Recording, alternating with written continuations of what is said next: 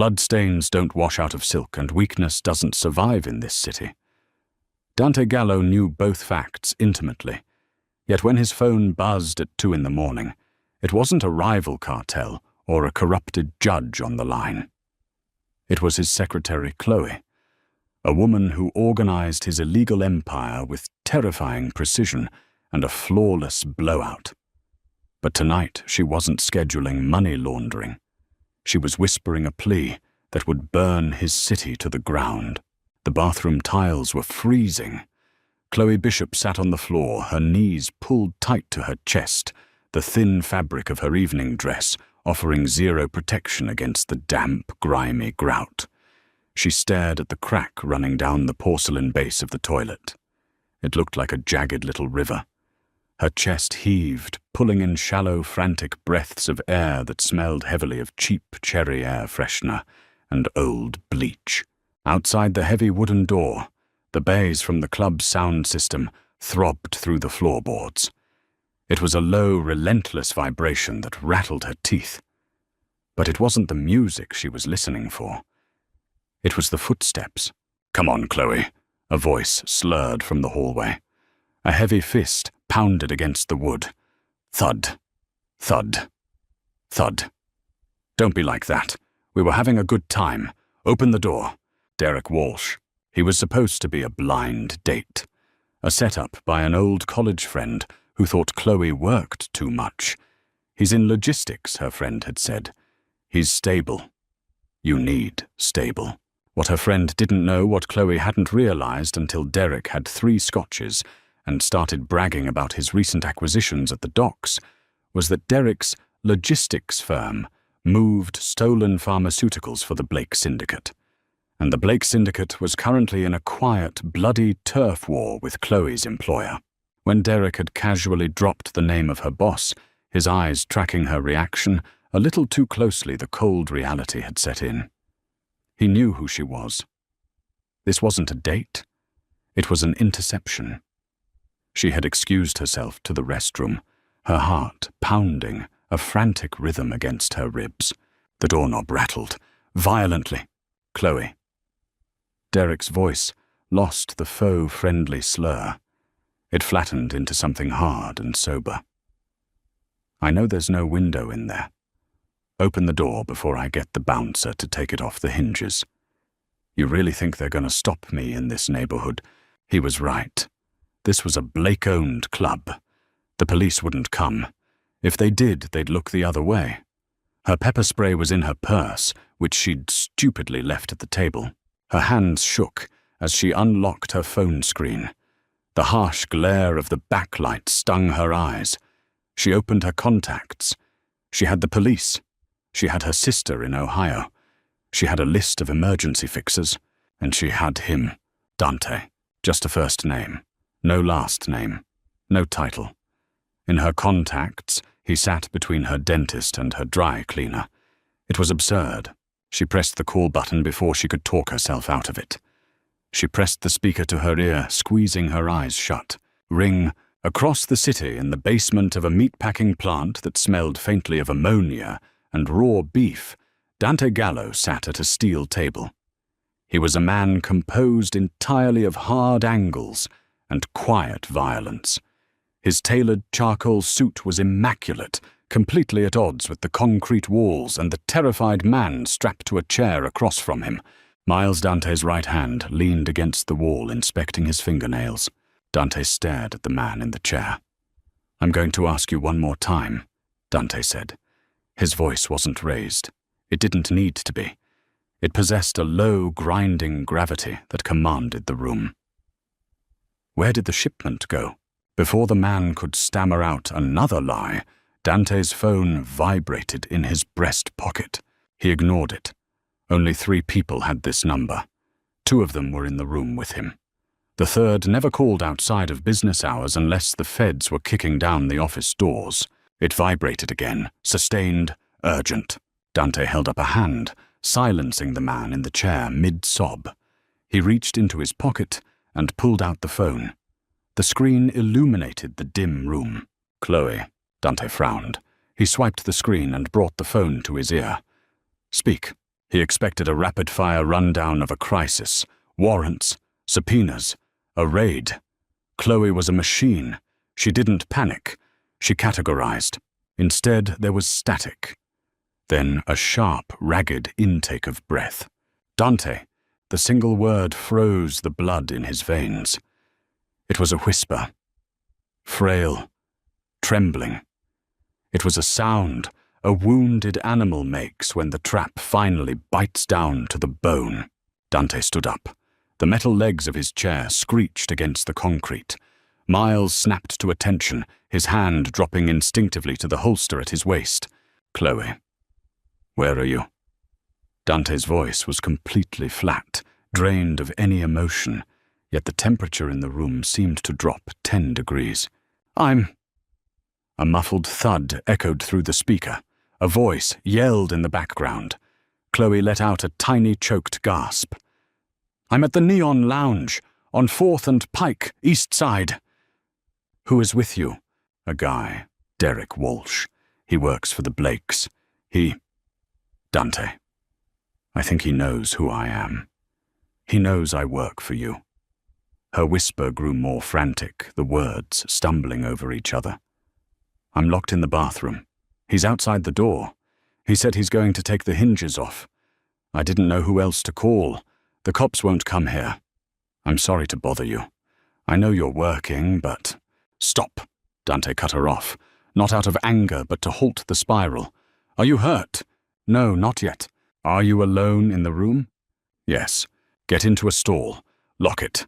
Stand on the toilet so they can't see your feet under the door. Keep the phone on. Do not speak. Dante! Her voice broke. It was a tiny, devastating fracture. Can you please come get me? The absolute terror in that request, the raw, unfiltered dependency, hit Dante like a physical blow to the chest. Chloe never asked for help. She was the one who fixed things. She handled his life, his schedules, his chaos. To hear her beg to hear her, reduced to a terrified whisper, ignited a dark, ugly fire in the pit of his stomach. I'm already out the door, Dante said. He didn't hang up. He lowered the phone, slipping it into his pocket, so the line remained open. He looked at Miles. Get the car. Boss, we ain't done here, Miles protested, gesturing to the bleeding man in the chair. He's about to crack. Dante didn't look at the man in the chair. He didn't care about the shipment anymore. He didn't care about the money. Shoot him, Dante said, his tone casual, as if asking Miles to turn off the lights. We're leaving. He didn't wait to see it done. He was already walking up the concrete stairs, his heavy strides echoing in the stairwell. A second later, a muffled gunshot thumped from the basement. Dante didn't flinch. His mind was entirely focused on the sound of Chloe's ragged breathing coming from the speaker in his pocket. The rain started as soon as Dante pushed through the heavy steel doors of the meatpacking plant. It wasn't a gentle drizzle. It was a relentless driving downpour that turned the city streets into slick black mirrors, reflecting the bleeding neon of the streetlights. Miles pulled the black SUV around the tires, hissing against the wet asphalt. Dante didn't wait for him to park. He ripped the driver's side door open. I'm driving, Dante ordered. Miles took one look at Dante's face and didn't argue. He scrambled over the center console into the passenger seat. Dante slid behind the wheel, throwing the massive vehicle into gear before his door was even fully shut. The engine roared a deep, guttural sound that matched the violent churn in Dante's chest. He slammed his foot on the accelerator. The SUV fishtailed for a fraction of a second before the heavy tires gripped the road, launching them forward into the dark. Where are we going? Miles asked, grabbing the handle above the door as Dante swerved violently to avoid a slow-moving delivery truck. 4th and Pike, Dante said. Miles swore under his breath. The Neon Lounge, boss, that's heavy Blake territory. We go in there without a crew, it's a declaration of war. We need to call the boys. Get a couple of cars to back us up. There's no time. What's the play? Who's at the lounge? Chloe. Miles went completely silent. He stared at the side of Dante's face, processing the information. Everyone in the organization knew Chloe. She was untouchable, not just because she was Dante's secretary, but because she was the civilian beating heart of the office. She brought in decent coffee. She remembered birthdays. She handled the terrifying, blood-soaked men who worked for Dante with the polite, firm authority of a kindergarten teacher managing unruly toddlers. To the men she was a mascot. To Dante she was something else entirely, something he vehemently refused to examine.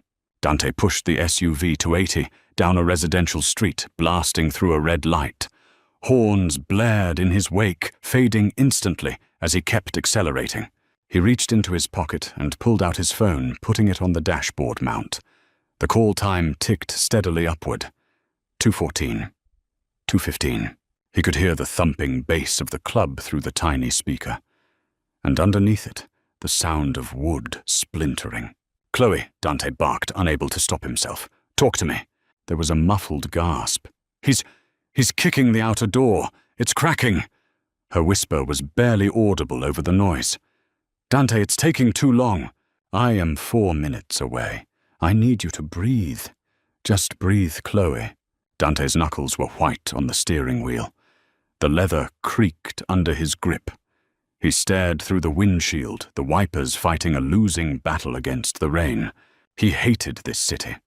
He hated the filth, the constant maneuvering, the endless cycle of violence. He had built his empire on ruthlessness, on viewing people as assets or obstacles. There was no room for sentimentality. Sentimentality got you killed. But Chloe was the exception. He remembered her interview 3 years ago. She had walked into his office, a fresh-faced 24-year-old with a resume full of corporate internships. She wore a cheap navy suit and carried a binder. Dante had intended to scare her off in 5 minutes. His business wasn't for civilians. During the interview, one of his captains had burst into the room bleeding from a superficial graze on his arm, cursing loudly about a deal gone wrong. Dante had waited for the girl to scream, to run, to threaten to call the police. Instead, Chloe had calmly reached into her oversized tote bag, pulled out a small first aid kit, and handed a gauze pad to the bleeding mobster. "Apply pressure," she had instructed mildly.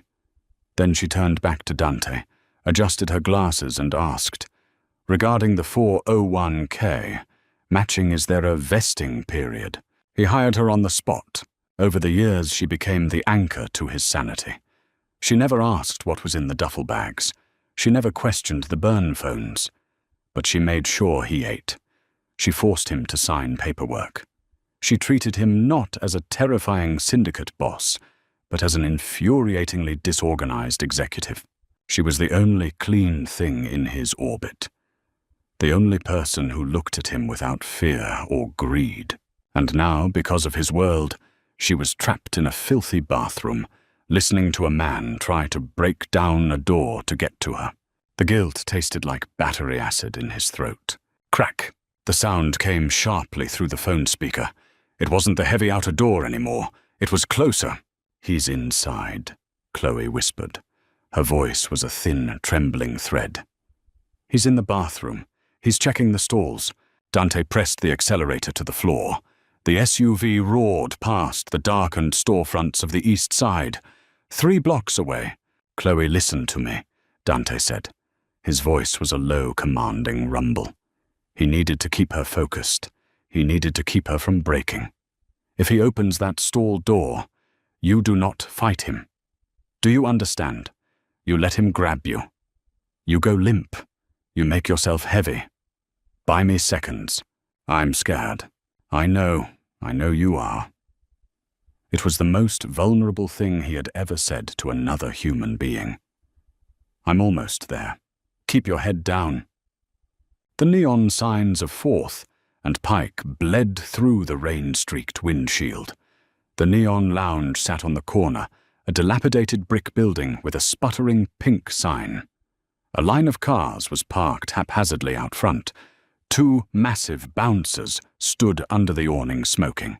Dante didn't look for parking. He swerved across 2 lanes of traffic, jumped the curb and slammed the heavy front bumper of the SUV directly into the metal barricades near the entrance. The impact sounded like a bomb going off. The bouncers scrambled back, dropping their cigarettes, reaching into their jackets. Dante threw the car into park and kicked his door open. He didn't draw his weapon. He didn't need to. He moved with a terrifying singular purpose. "Stay with the car," Dante ordered Miles. "Boss, there's a dozen guys in there." Dante didn't answer. He was already walking through the rain, his soaked suit clinging to his heavy frame. He was a force of nature entirely consumed by the violent need to rip the world apart until she was safe. The bouncers recovered quickly. The larger of the two, a man with a thick neck and tribal tattoos crawling up his jawline, stepped into Dante's path. "Hey, crazy bastard, you can't park." Dante didn't slow down. He didn't even break his stride. He stepped inside the man's guard, grabbed him by the throat and the belt, and used his own momentum to heave the massive bouncer head first into the brick wall. The sickening crunch of bone against stone was drowned out by the thunder overhead. The man crumpled in a heap. The second bouncer froze his hand half drawn from his jacket, his eyes wide as he recognized the man walking toward him. "Dante Gallo," the bouncer breathed. "Where are the bathrooms?" Dante stated. It wasn't a question. "Back, down the hall, left." Dante walked past him, pushing open the heavy, soundproofed double doors of the club. The noise hit him like a physical wave. The air was thick with the smell of sweat, spilled gin, and synthetic fog. Strobe lights sliced through the darkness, illuminating hundreds of writhing bodies. It was disorienting, chaotic, a nightmare of sensory overload. Dante ignored it all. He moved through the crowd like a shark through a school of fish. He shoved people aside, his hands gripping shoulders and throwing them out of his path. Angry shouts followed him, but one look at his face, the dead, hollowed-out fury in his eyes, silenced them instantly. He found the hallway. It was darker here, the music muffled by the walls. At the end of the hall, the door to the women's restroom was hanging off its hinges, the wood splintered around the lock. Dante felt the rage curdle into something cold and absolute. He stepped over the debris. The bathroom was poorly lit, the fluorescent tubes overhead, flickering and buzzing. 3 stalls lined the wall. The first 2 doors were wide open. The third door was shut. Derek Walsh stood in front of it. Derek was a solidly built man in his 30s, wearing a tailored shirt that was now untucked and wrinkled. He was holding a heavy steel trash can, preparing to smash it against the lock of the closed stall. "Come on out, sweetheart," Derek grunted, raising the can. "You're just making this embarrassing." "Put it down." Dante's voice wasn't loud. It didn't boom over the thumping bass from the club, but it cut through the air with the lethal precision of a straight razor. Derek froze. He slowly lowered the trash can, turning around. When he saw Dante standing in the doorway, a drenched, immaculate angel of death, the color drained completely from his face. "Gallo," Derek stammered. He took a step back, hitting the stall door. The liquid courage he'd consumed earlier vanished instantly. "Look, man, this isn't what it looks like. We were just having a drink, a misunderstanding."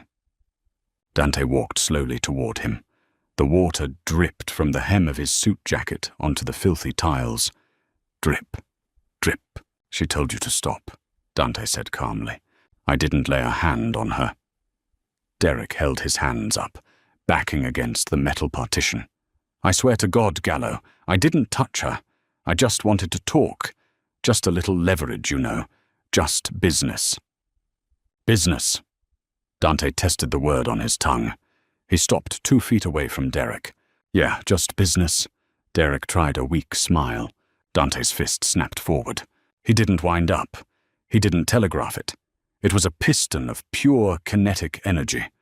His knuckles collided with the center of Derek's face. The impact was wet and heavy. Derek's nose shattered instantly, a spray of dark blood splashing against the beige tiles. Derek screamed a high, reedy sound, clapping his hands over his face as he collapsed to his knees. Dante didn't stop. He grabbed a fistful of Derek's hair, yanking his head back, exposing his throat. He brought his knee up, driving it with horrifying force into Derek's jaw. The bone snapped with a loud crack that echoed in the small tiled room. Derek went entirely limp, slumping to the floor in a puddle of dirty water and his own blood. Dante stood over him, his chest rising and falling slowly. He looked down at his knuckles. The skin was split, bleeding sluggishly. He didn't feel the pain. He didn't feel anything except the hollow, echoing silence that had fallen over the room. He turned toward the locked stall. His breathing slowed. The monster receded, buried back beneath the tailored suit and the expensive watch. He wiped the blood from his hand onto his trousers. "Chloe," he said softly. Silence. "Chloe, it's me. It's over. He's asleep." There was a hesitant scrape of a shoe against porcelain. Then the slide of the deadbolt. The stall door clicked and swung open an inch. Dante pushed it the rest of the way. She was standing on the toilet lid, just as he had instructed. She looked so incredibly small. Her dark hair, usually pinned up in a pristine knot, was a mess falling around her face. Her makeup was smudged under her eyes. She was holding her phone in a death grip against her chest, her knuckles white. When she saw him, the last remnants of her composure fractured. She didn't say anything. She just dropped her phone into the toilet bowl with a soft plop, stepped down from the rim, and threw herself at him. Dante caught her. He stumbled back a half step, under her momentum. Her arms wrapped around his waist, her face buried into his soaked chest. She was trembling so violently, it felt like she was vibrating. She gripped his jacket, as if it were the only solid thing left in the universe. Dante froze. He was unaccustomed to comfort. He was unaccustomed to being touched by anyone who didn't want something from him or wasn't trying to kill him. His hands hovered awkwardly in the air for a long second. Then slowly, carefully, he brought his arms down, wrapping them around her shoulders. He pulled her flush against him, tucking her head under his chin. He ignored the dampness of his clothes. He ignored the blood on his hands. He just held her. "I've got you," he murmured, his voice rumbling deep in his chest. "I've got you. You're safe." A dry sob hitched in her throat. "He knew my name, Dante. He knew about the office. I know. It's handled. Nobody is ever going to look at you again." He held her until the trembling began to subside. The club music still pounded outside a distant, irrelevant noise. Inside this ruined, filthy bathroom, there was only the sound of her breathing, evening out against his collarbone. Eventually, Chloe pulled back.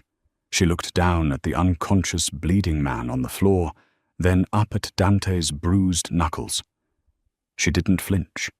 She just reached into her small clutch purse, which somehow she had managed to hold on to, and pulled out a clean, folded white handkerchief. She took his hand. Her fingers were cold against his. Carefully she wiped the blood from his knuckles. "You ruined your suit," she whispered, her voice still rough, but regaining a fraction of its usual clinical calm. Dante looked at her. Her eyes were rimmed with red, her dress wrinkled, yet she was still trying to fix him. A sudden, overwhelming surge of affection tightened his chest, a feeling so foreign and intense it terrified him more than any gun barrel ever could. "I have others," he said. He took his jacket off and draped it over her shoulders. It was heavy, smelling of rain and expensive cologne swallowing her small frame. "Let's go home, Chloe." He kept his hand on the small of her back as he guided her out of the bathroom, stepping over Derek's limp body without a second glance. The boundary between them, the clean, professional line that had kept him sane for 3 years, had just been obliterated. Dante knew things would never be the same when they walked back into the office on Monday. And as he led her out into the cold, pouring rain toward the waiting SUV, he realized he didn't want them to be. The heater in the SUV blasted dry, scorching air, but Chloe couldn't stop shivering. She sat in the back seat, dwarfed by Dante's soaked suit jacket, her knees pressed tightly together. The adrenaline crash was brutal. It left her feeling hollowed out, her bones vibrating with a cold that had nothing to do with the weather. Dante sat beside her. He didn't speak. He didn't crowd her. But the heat radiating off his body was a gravitational pull.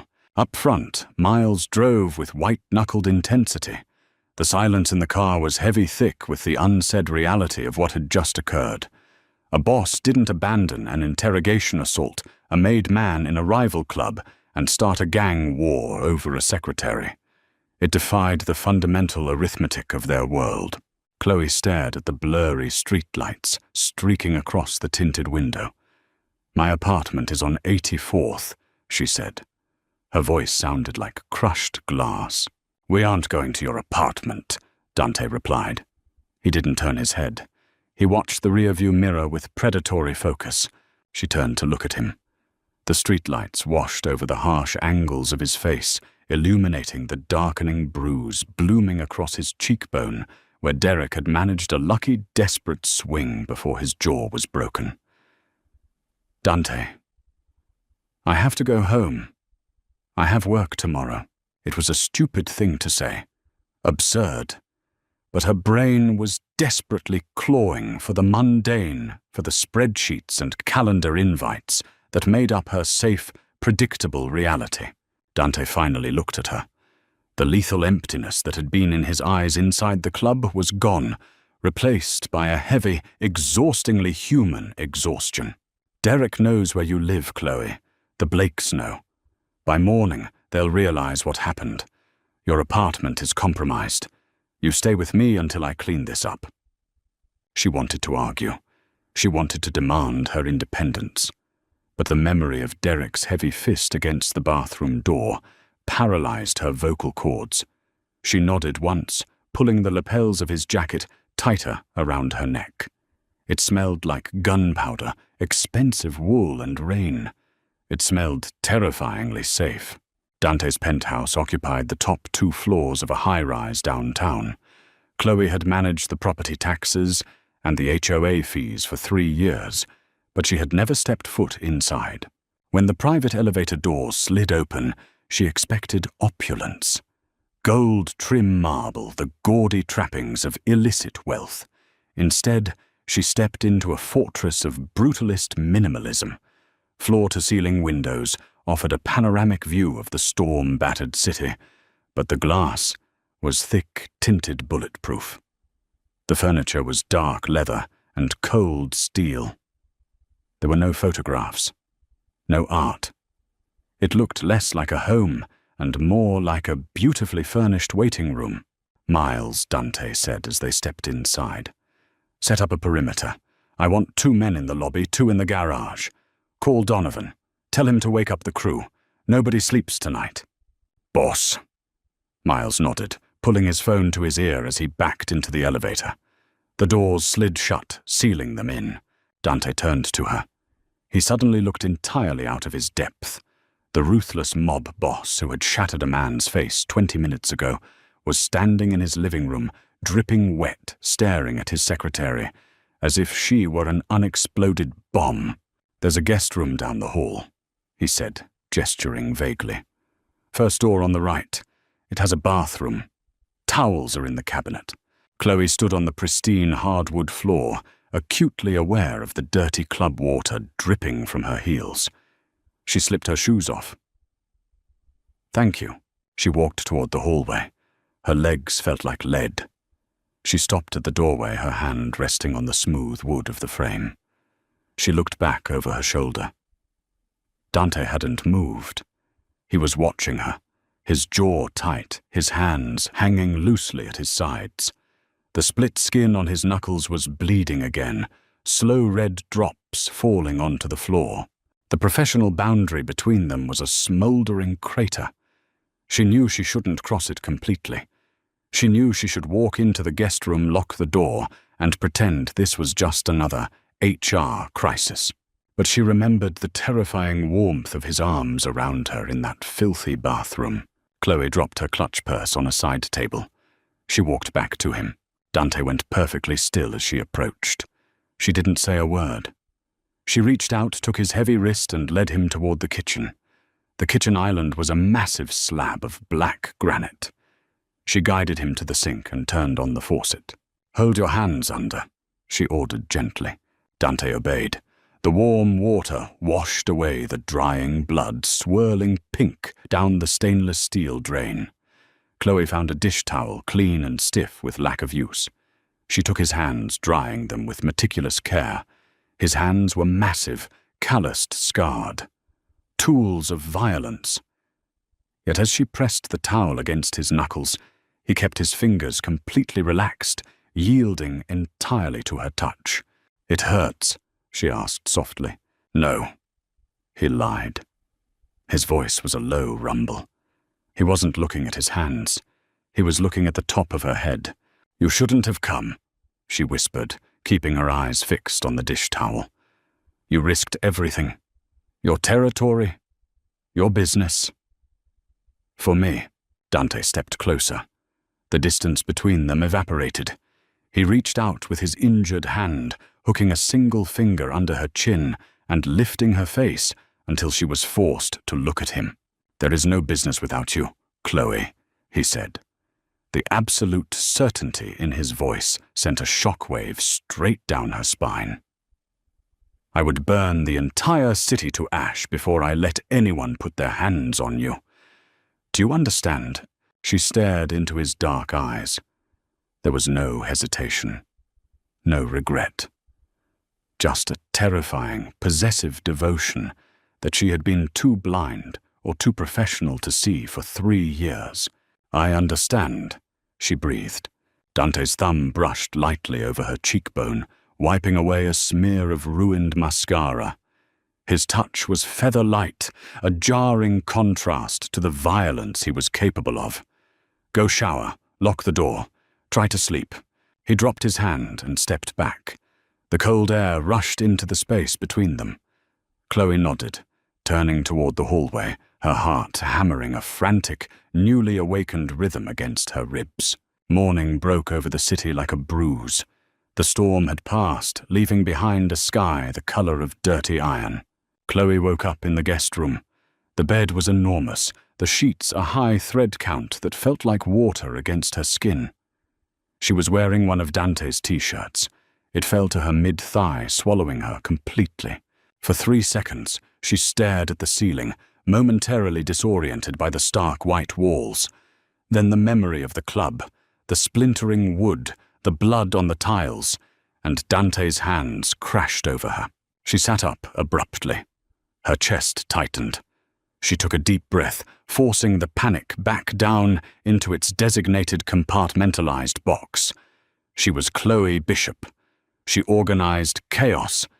She did not succumb to it. She found a pair of sweatpants in the guest dresser that were comically large. She rolled the waistband down 3 times and tied the drawstring as tight as it would go. She washed her face, finger-combed her tangled hair into a messy bun, and walked out of the room. The silence of the penthouse had been replaced by a low, tense murmur of voices. As she rounded the corner into the living area, she stopped. The brutalist living room had been transformed into a war room. 5 men stood around the black granite kitchen island. They were heavy-set, hard-eyed men in rumpled suits, smelling of stale coffee and cheap tobacco. They were Dante's lieutenants, the men who enforced his will on the streets. Chloe knew their names, their payout schedules, and their legal aliases. Dante stood at the head of the island. He was wearing dark jeans and a black Henley, his sleeves pushed up to reveal a sprawling canvas of ink on his forearms. He looked dangerous. He looked like the king of a very dark world. "The Blakes aren't taking meetings," Donovan, a man with a jagged scar across his throat, was saying. He pointed a thick finger at a city map spread across the granite.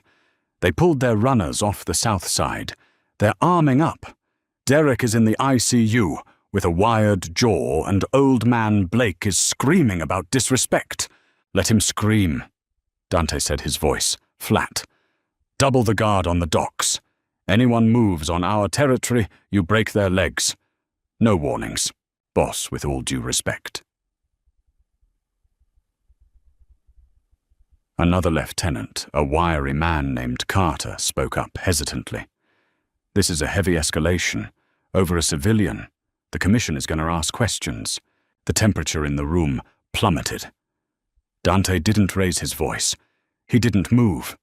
But his stillness was suddenly terrifying. "If anyone on the commission has a question," Dante said the words chipping out like ice, "they can bring it to me personally. And you will never refer to her as a civilian again. Am I clear?" Carter swallowed hard, his eyes dropping to the floor. "Crystal, boss."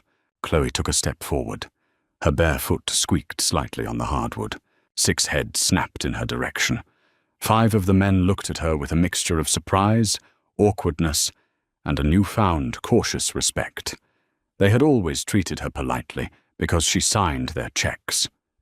Now they were looking at her as the reason their boss was willing to go to war. Dante's expression shifted instantly. The lethal edge vanished. He stepped away from the island, crossing the room to stand directly in front of her, subtly placing his body between her and his men. "You're awake," he said quietly. "I am." She looked past his shoulder at the maps, the burner phones, the 2 Glocks resting casually next to a bag of coffee beans. The reality of his life, the violence she had always filed away neatly into spreadsheets, was now laid bare on his kitchen counter. "I'm sorry," Dante said, misreading her gaze. He angled his body, trying to block her view of the weapons. "I'll clear them out." "No." The word slipped out before she could stop it. Dante blinked, surprised. Chloe took a breath, straightening her spine. She wasn't going to hide in a guest room while men died because of her. She stepped around Dante, walking right into the middle of the hardened mobsters. The men parted for her instinctively. She looked at the bag of coffee beans, then at the empty high-end espresso machine on the counter. "You have a $2,000 machine, and no one has made a pot yet?" she asked, her tone reverting to her usual office crispness. Donovan scratched the back of his neck, looking intimidated. "Oh, we don't know how to work it, Miss Chloe. Too many buttons. It's a burr grinder, Donovan. It's not a nuclear launch sequence." She grabbed the bag of beans, ripped it open, and began dumping them into the hopper. The men watched her in stunned silence. She was wearing clothes that were 3 sizes too big, standing barefoot in a kitchen full of guns, and she was organizing them just like she did on a Tuesday morning at the office. She hit the power button on the machine, the mechanical hum breaking the tension in the room. She turned back to the map. "You're shifting patrols to the docks," Chloe said, pointing to a red circle Donovan had drawn. "If they pulled their runners from the south side, they aren't going to hit the docks. The Blakes don't fight fair. They go for soft targets to draw you out, logistics shell companies. They'll hit the distribution front on 5th. Donovan stared at her. Carter frowned, looking at the map. "She's right," Carter muttered. "They hit the warehouse, they choke our cash flow without facing our heavy hitters." Dante leaned against the counter next to her. He didn't look at the map. He looked at her. The pride in his eyes was naked and blazing. "Shift the perimeter to the 5th Street warehouse," Dante ordered, never taking his eyes off Chloe. "Let them walk into a trap." Chloe poured the first shot of espresso. Her hands were perfectly steady. The terrified girl from the bathroom was gone. She was adapting. She was surviving. And as she handed the small cup to Dante, their fingers brushing, she realized she was exactly where she was supposed to be. The war room ran on caffeine and cold pizza until mid-afternoon. Chloe sat on a bar stool at the edge of the island, a laptop she had commandeered from Dante's office resting on her knees. She was rerouting funds, pausing scheduled deliveries, and creating legal firewalls around their exposed assets faster than the Blakes could find them. She was deep in a string of offshore accounts when Donovan's burner phone buzzed. It was a harsh plastic rattle against the granite. The low hum of conversation stopped. Donovan picked it up, pressing it to his ear. He didn't speak. He just listened. The scarred skin around his jaw tightened. He lowered the phone. He looked at Dante. Then his eyes flicked quickly to Chloe. It was a micro-expression of pity, but Chloe caught it. A cold spike of dread drove itself directly into her stomach. "What is it?" Dante demanded, sensing the shift in the room immediately. "We got a call from a beat cop on the payroll in the 8th precinct," Donovan said gruffly. He tapped the screen of the phone, bringing up a multimedia message, and slid it across the island toward Dante. Dante looked at the screen. His jaw locked. The muscles in his neck corded thick and rigid. Slowly, deliberately, he flipped the phone face down. "Clear the room," Dante said. "Boss, we need to counter." I said, "Clear the room." It was a low, guttural growl that belonged to an apex predator. The lieutenants didn't hesitate. They grabbed their jackets and their weapons, filing out of the penthouse in complete silence. The heavy door clicked shut behind them, leaving the massive apartment hollow and suffocatingly quiet. Chloe set the laptop on the counter. Her hands were shaking again. She looked at the back of the black plastic phone. "Dante," she said, her voice tight. "What is it?" Dante walked over to her. He didn't hand her the phone. Instead, he took her hands in his, pulling her gently off the bar stool until she was standing in front of him. "They couldn't find me," Dante said softly. "They couldn't get through the perimeter at the warehouse, so they went looking for the easiest target. My apartment," she whispered.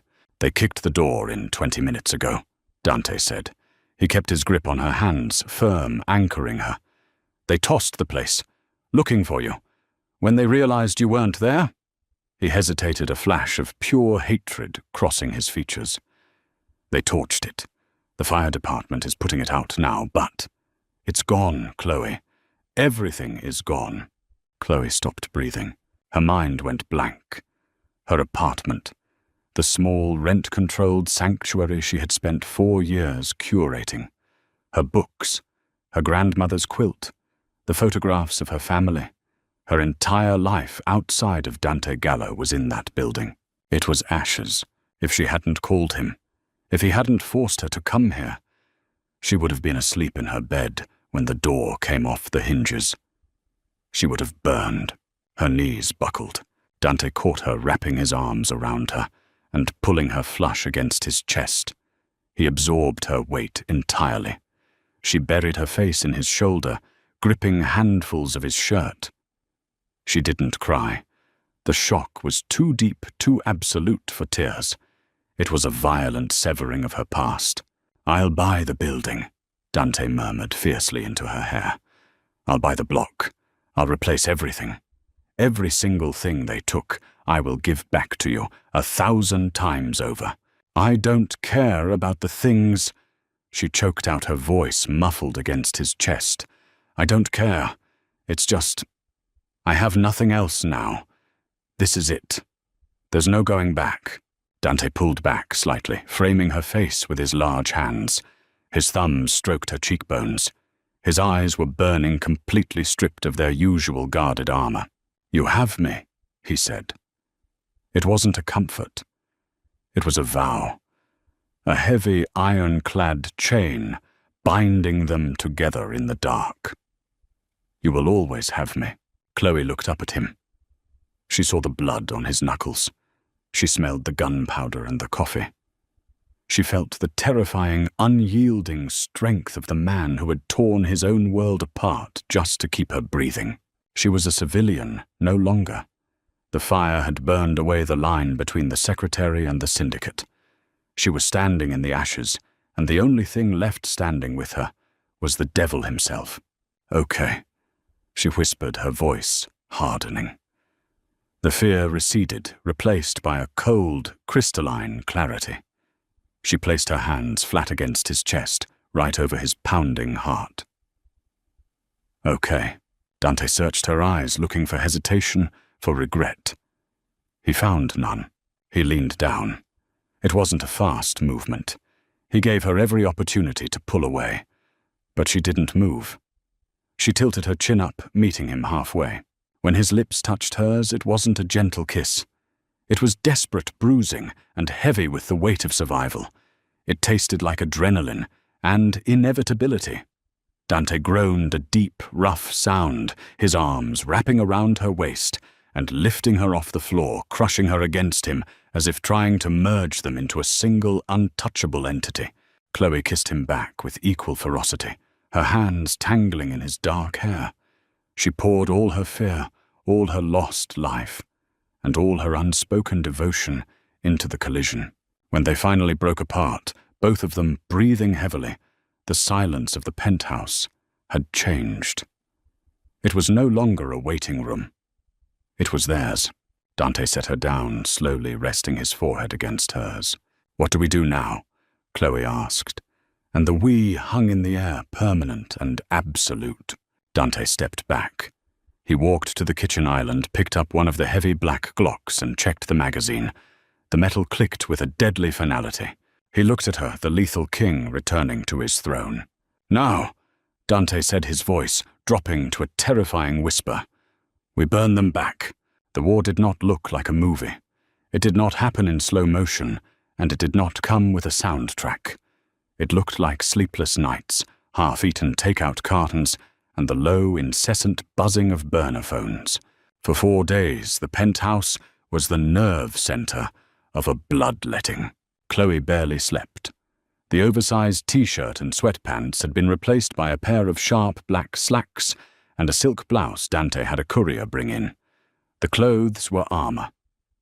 She sat at the dining table, surrounded by 3 monitors, tearing apart the Blake Syndicate's financial infrastructure with surgical precision. She wasn't pulling triggers. She was doing something much worse. She was bleeding them dry. She tracked their shell companies through layers of fabricated LLCs. She found the maritime routing numbers for their imported contraband. With a few keystrokes and a forged authorization code, she rerouted 3 consecutive Blake shipments directly into the waiting arms of federal customs agents. She froze accounts. She cancelled leases on their safe houses under the guise of an aggressive corporate audit. Carter stood by the window watching her work.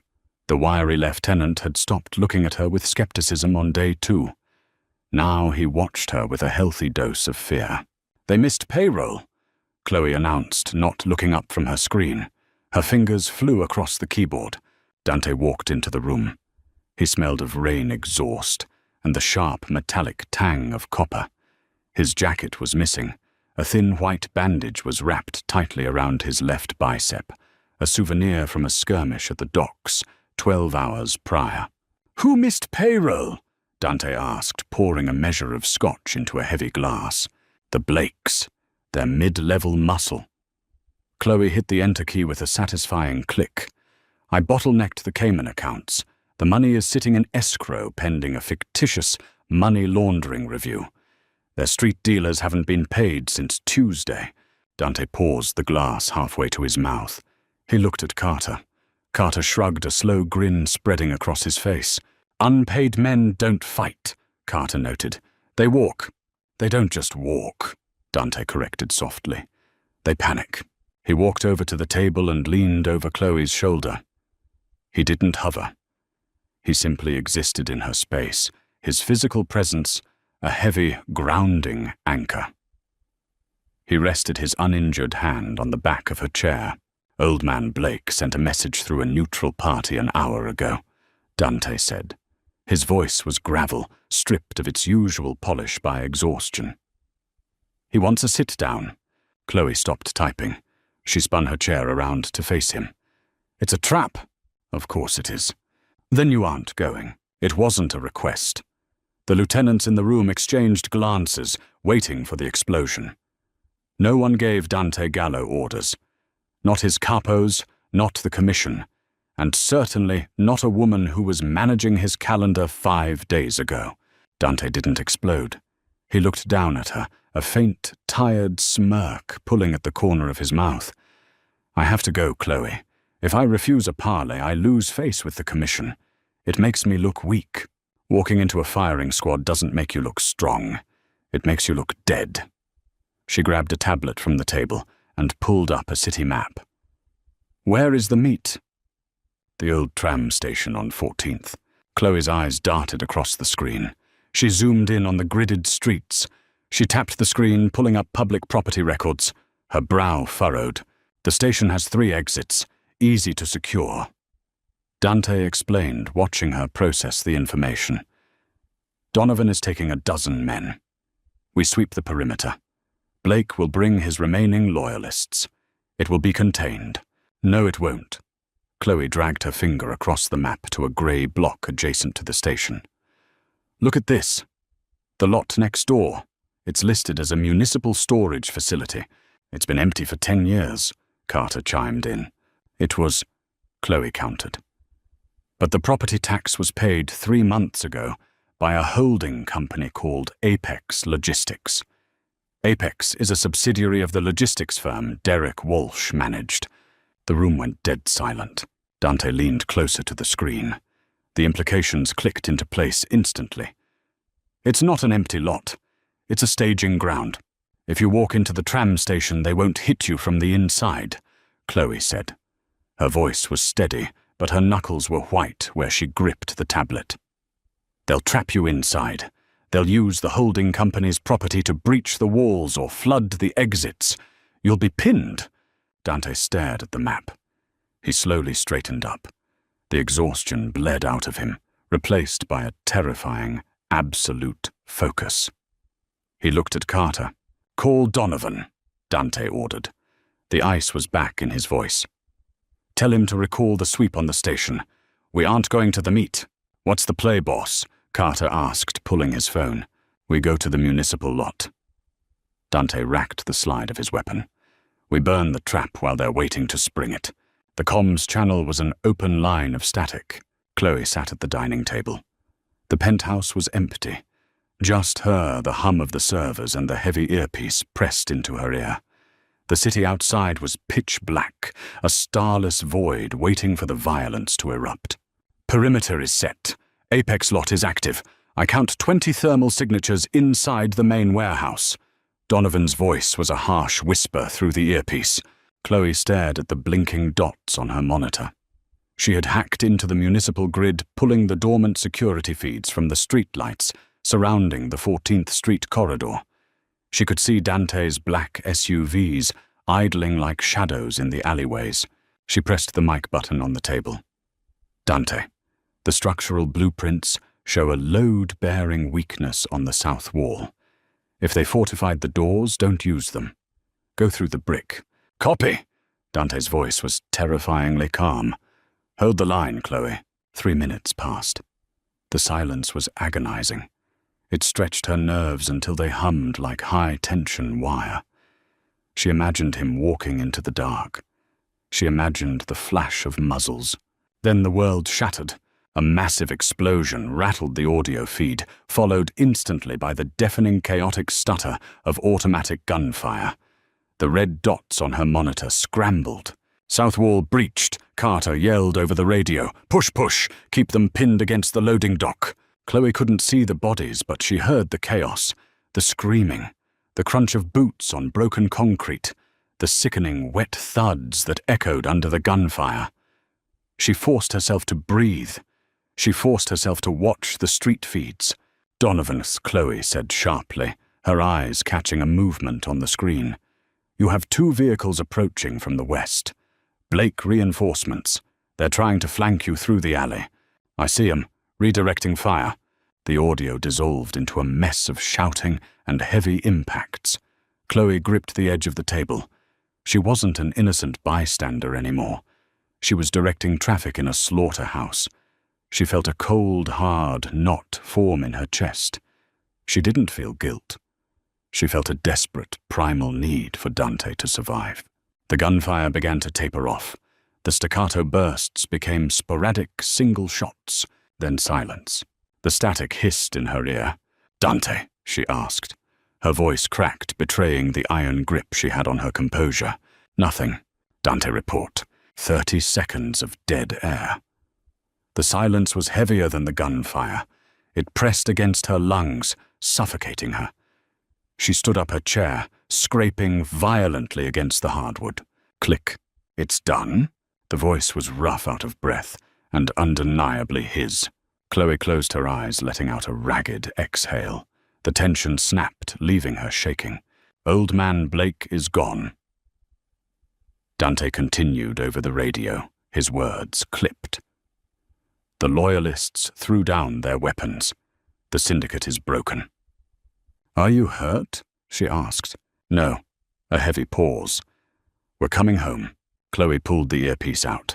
She dropped it on the keyboard. It was over. The war that had started in a filthy bathroom had ended in a concrete tomb. The Blakes were erased. She walked over to the floor-to-ceiling windows. The city lights flickered below, indifferent to the blood that had just washed the streets. She crossed her arms, shivering, despite the heat of the apartment. An hour later, the elevator doors chimed. Dante stepped into the penthouse. He was alone. He looked like he had been dragged through hell. His dark clothing was coated in pale brick dust and dark, drying blood. His knuckles were raw. He moved slowly, the adrenaline completely drained from his system. He didn't go to the bar. He didn't check his phone. He walked straight toward her. Chloe turned from the window. She didn't flinch at the blood. She didn't back away. She met him in the center of the room. Dante stopped a foot away from her. He looked down at his hands, then up at her face. The monster was gone.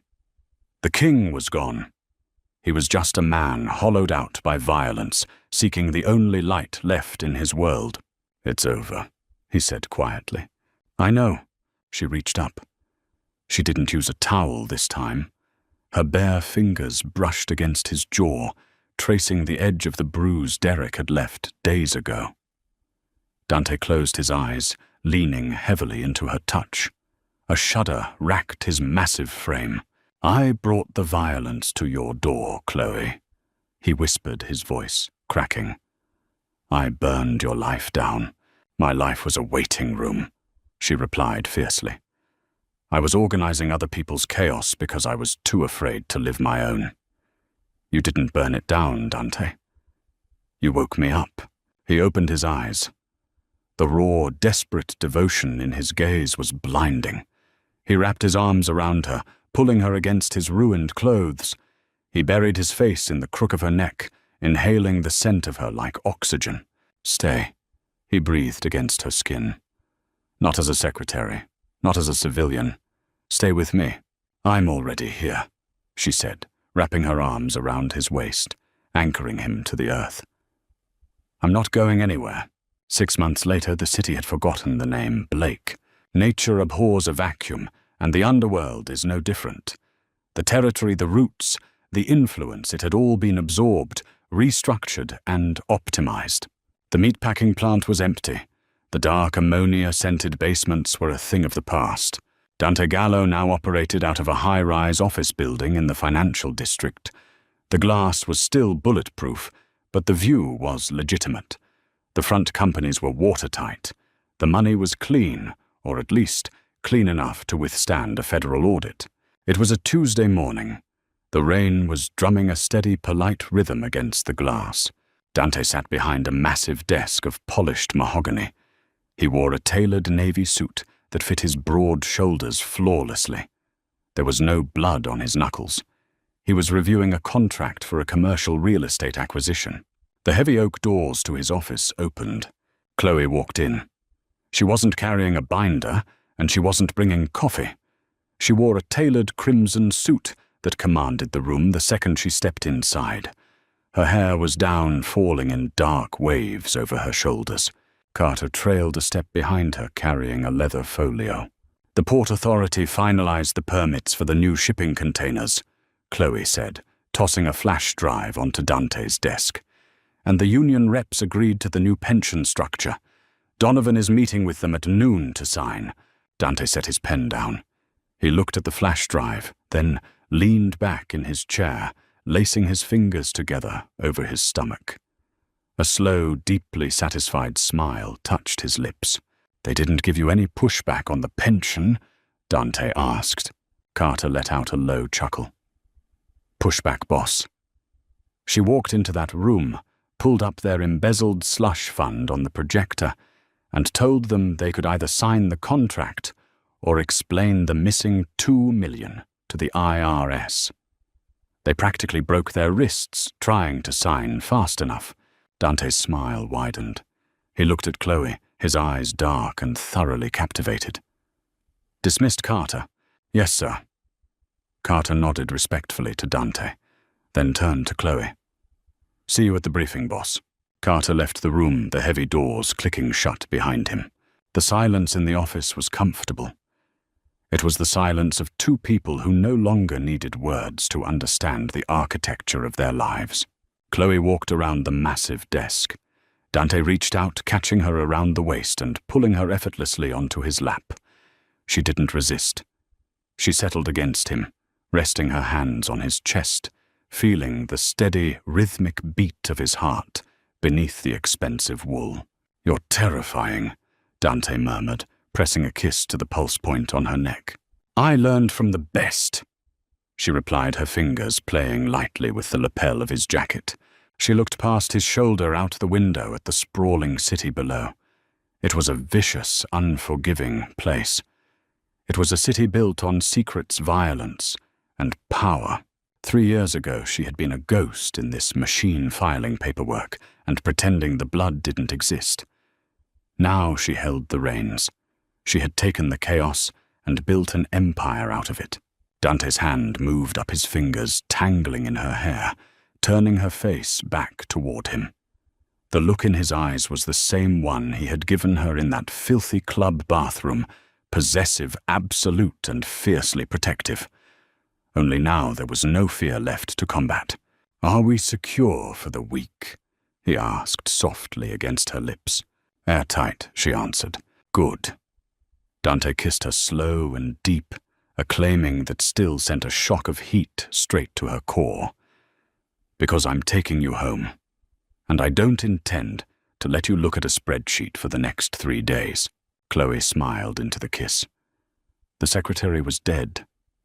The Queen had arrived, and as Dante carried her out of the office, leaving the contracts and the burner phones behind, she knew the city belonged entirely to them. And that concludes the intense, bloody, and beautiful rise of Chloe and Dante. If you loved seeing Chloe transform from a terrified secretary into the ruthless queen of the Gallows Syndicate, you have to hit that like button right now. Share this story with your friends who crave gritty, high-stakes mafia romance where the woman actually runs the show. Don't forget to subscribe to the channel and ring the bell so you never miss our next dark romance drop. Drop a comment below. What was your absolute favorite moment of Chloe stepping into her power? See you in the next video.